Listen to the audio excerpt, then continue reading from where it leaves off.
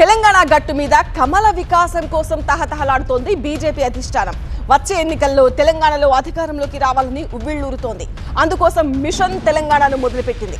ఆదివారం ప్రధాని మోదీ పర్యటనతో అందుకు తొలి అడుగు పడింది అంటున్నారు కమలనాథులు. అసోం, పశ్చిమ బెంగాల్ లాంటి రాష్ట్రాల్లో కాషాయ జెండా ఎగురవేసిన బీజేపీ తమ తర్వాతి టార్గెట్ తెలంగాణ అంటోంది. ఏ బలమూ లేని చోట విజయ దుందుభి మోగించిన బీజేపీ రాష్ట్ర అవతరణ నుంచి ఎంతో కొంత బలమున్న తెలంగాణలో ఎందుకు అధికారంలోకి రావడం లేదన్న విషయంపై మేధోమథనం చేసింది.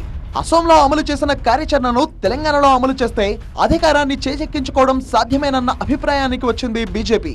అందుకే ప్రధాని మోదీ అబ్ కీ బార్ తెలంగాణ మే भी बीजेपी सरकार నినాదాన్ని ఇచ్చారంటున్నారు కమలనాథులు. पहली बार बंगाल में प्रचंड बहुमत से बीजेपी सरकार बनी है और मैं देख रहा हूं कि बीजेपी की जो ये ऐतिहासिक विजय है उसका उत्साह यहां तेलंगाना में भी दिख रहा है। यहां बीजेपी का हर कार्यकर्ता जोश से भरा हुआ है। भाजपा की ऐसी जीत के बाद मैं तेलंगाना में के लोगों की भावनाएं भी देख रहा हूं। तेलंगाना में हर कोई एक ही बात कह रहा है, अब की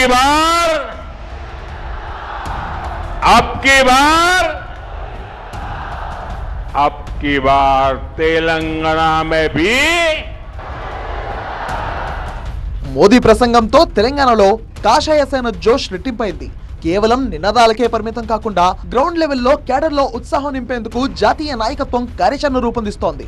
పార్టీ విస్తరణ, ground level Sangh action, Hindutva agenda, social media, operation Akarsh ద్వారా పార్టీలో చేరికలను ప్రోత్సహించడంపై దృష్టి సారించింది.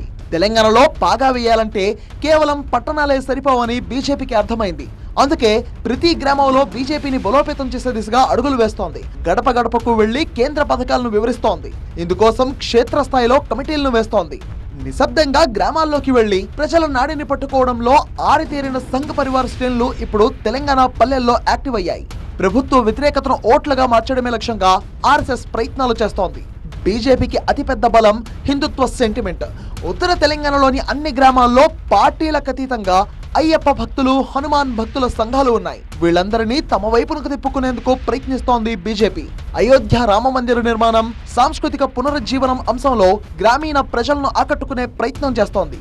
సోషల్ మీడియాలో ప్రత్యర్థి పార్టీల వైఫల్యాలను ప్రజలకు వివరించేందుకు సోషల్ మీడియా సెల్స్ ను విస్తరిస్తోంది కమలం పార్టీ.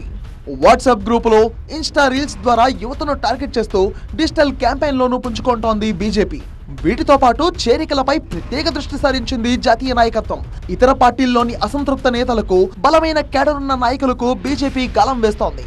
ఆపరేషన్ ఆకర్ష్ ద్వారా పార్టీలోకి భారీగా చేరికలు ఉండేలా ఢిల్లీ పెద్దలే స్వయంగా రంగంలోకి దిగారు. తెలంగాణలో ఏ చిన్న అవకాశం దొరికినా వదిలిపెట్టకుండా ప్రధాని మోదీ, అమిత్ షా వంటి అగ్రనేతలు నిరంతరం పర్యటిస్తూ కేడర్లో ఉత్సాహం నింపుతున్నారు.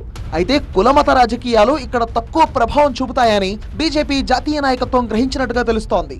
రాష్ట్రంలో ప్రాంతీయవాదం అంటే తెలంగాణ వాదం మాత్రం బలమైన ప్రభావం చూపుతుందని జాతీయ నాయకత్వానికి నివేదికలు అందినట్టుగా సమాచారం. దీంతో తెలంగాణ ఏర్పాటు విషయంలో ఎవరు ఎలాంటి అనుచిత వ్యాఖ్యలు చేయొద్దని అంతర్గతంగా ఆదేశాలు ఇచ్చినట్టుగా తెలుస్తోంది. తెలంగాణ ఏర్పాటులో బీజేపీ పాత్ర ఉందని, రాష్ట్ర ప్రయోజనాలకు కేంద్రం ప్రాధాన్యతనిస్తుందని, తెలంగాణ అభివృద్ధికి బీజేపీ సహకరిస్తుందన్న విషయాలను ప్రజల్లోకి తీసుకువెళ్లి ఓటు బ్యాంక్ గా మలుచుకొని అధికారంలోకి రావాలని బీజేపీ భావిస్తోంది.